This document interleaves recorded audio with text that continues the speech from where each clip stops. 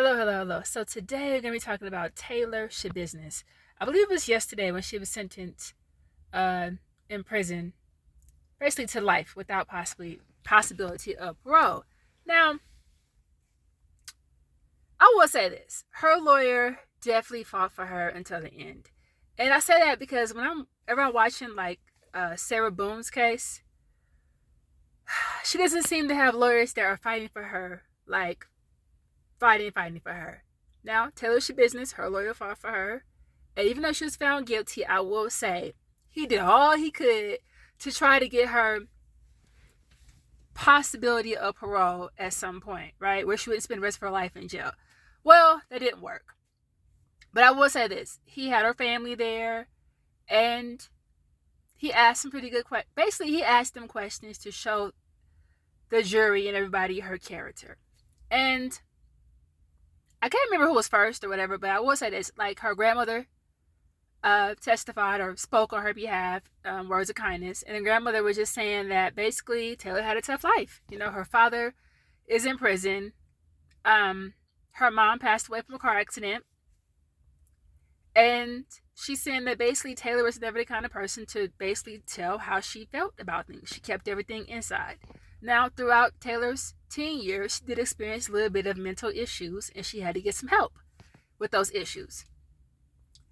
So she was treated, off and on, but it doesn't seem like she ever really overcame those issues. And it's been reported that from the age of 6 years old and up, she was drinking alcohol. And then somewhere between those years, up to her being an adult, she was on meth. Now, Taylor has a child. I didn't know that, okay? She has a child.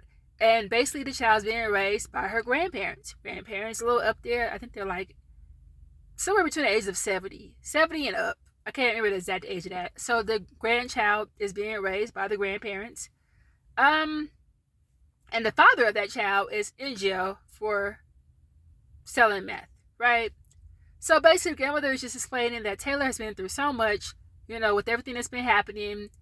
And she struggled most of her life with certain issues that she's had. And they're basically just painting a picture of a person that really had a tough time growing up, really had a tough time communicating and expressing themselves, who basically got hooked on drugs.